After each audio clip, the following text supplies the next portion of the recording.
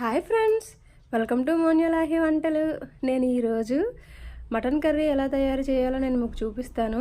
ముందుగా నా ఛానల్ని కొత్త వాళ్ళు ఎవరైతే చూస్తున్నారో నా ఛానల్ని సబ్స్క్రైబ్ చేసుకోండి. నా ఛానల్ నేమ్ వచ్చేసి మోన్యలాహి వంటలు ఛానల్.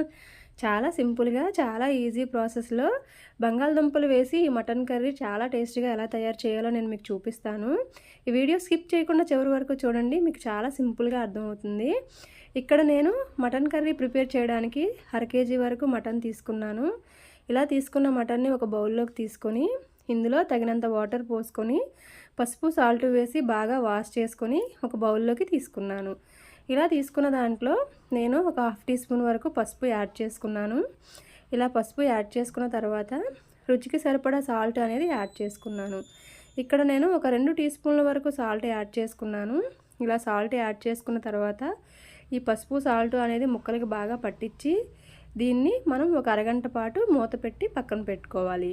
చూపిస్తున్నాను కదా, ఈ విధంగా పక్కన పెట్టుకున్న తర్వాత ఇప్పుడు ముందుగా మటన్ కర్రీ ప్రిపేర్ చేసుకోవడానికి ఏమేమి కావాలో చూపిస్తాను. ఇక్కడ నేను ఒక పెద్ద సైజు టమాటాను ముక్కలుగా కట్ చేసి పక్కన పెట్టుకున్నాను. అలానే 2 పచ్చిమిర్చి సన్నగా కట్ చేసి పక్కన పెట్టుకున్నాను. అలానే ఒక పెద్ద సైజు ఉల్లిపాయను ముక్కలుగా కట్ చేసి పక్కన పెట్టుకున్నాను. అలానే ఒక 2 బంగాళదుంపలు తీసుకొని మీడియం సైజువి ఇలా ముక్కలు కొంచెం పెద్దవిగా కట్ చేసి పక్కన పెట్టుకోవాలి. ఇప్పుడు ముందుగా స్టవ్ ఆన్ చేసుకొని స్టవ్ మీద కుక్కర్ పెట్టి కుక్కర్లో తగినంత ఆయిల్ అనేది వేసుకొని ఆయిల్ బాగా వేడెక్కిన తర్వాత ఈ మటన్ ముక్కలు అనేది నేను యాడ్ చేసుకున్నాను.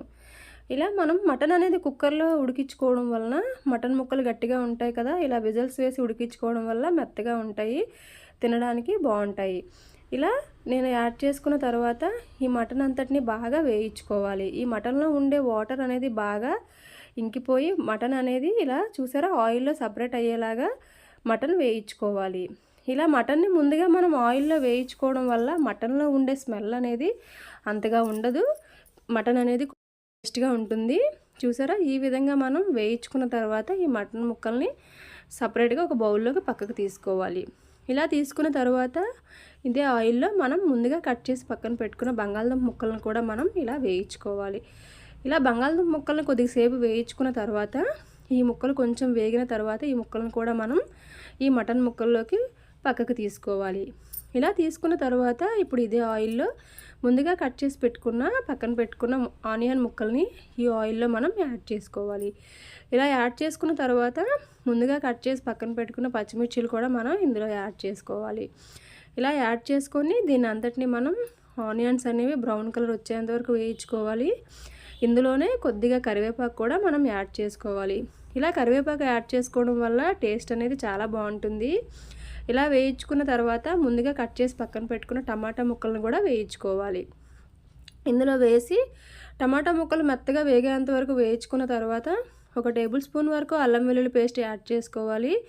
ఈ పేస్ట్ యాడ్ చేసుకున్న తర్వాత ఈ పేస్ట్లో పచ్చివాసన పోయేంత వరకు మనం బాగా వేయించుకొని ముందుగా వేయించి పక్కన పెట్టుకున్న మటన్ ముక్కల్ని బంగాళదుంప ముక్కల్ని ఇందులో యాడ్ చేసుకొని నేను ఇక్కడ ఒక టేబుల్ స్పూన్ వరకు కారం యాడ్ చేసుకున్నాను. రుచికి సరిపడా కారం అనేది యాడ్ చేసుకొని అలానే నేను ఒక టేబుల్ స్పూన్ వరకు ధనియాల పొడి యాడ్ చేసుకున్నాను.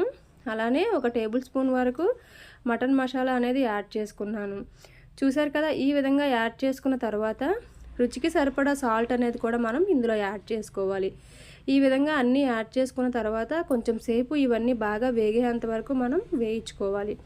ఇలా వేయించుకున్న తర్వాత ఇందులోనే నేను కొద్దిగా పెరుగు అనేది యాడ్ చేసుకున్నాను.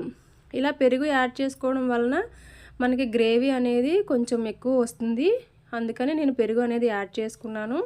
పెరుగు కూడా బాగా వేగేంత వరకు వేయించుకున్న తర్వాత ముక్కలు మునిగేంత వాటర్ యాడ్ చేసుకొని ఇలా కుక్కర్ని మనం మూత పెట్టి హై ఫ్లేమ్లో ఒక 5 విజిల్ వచ్చేంత వరకు ఉడికించుకోవాలి. చూసారు కదా, ఇప్పుడు చాలా బాగా మటన్ కర్రీ అనేది ఉడికింది, గ్రేవీ అనేది కూడా చాలా బాగుంది. ఈ విధంగా మీరు మటన్ కర్రీని ఇంట్లోనే ట్రై చేయండి, చాలా బాగుంటుంది, చాలా టేస్ట్గా కూడా ఉంటుంది. మటన్ ముక్కలు కూడా బాగా ఉడుకుతాయి. చూసారు కదా, చాలా టేస్టీ అయిన మటన్ కర్రీ రెడీ అయిపోయింది. ఇలా బంగాళదుంప ముక్కల్ని మనం యాడ్ చేసుకొని మటన్ కర్రీ ప్రిపేర్ చేసుకోవడం వల్ల కర్రీ అనేది చాలా టేస్ట్గా ఉంటుంది. మీరు కూడా ఒకసారి ట్రై చేయండి. నా వీడియో నచ్చితే లైక్ చేయండి, కామెంట్ చేయండి, నా ఛానల్ని సబ్స్క్రైబ్ చేసుకోండి. నా ఛానల్ నేమ్ వచ్చేసి మోన్యలాహి వంటలు channel. Thank you for watching Monyalahi వంటలు.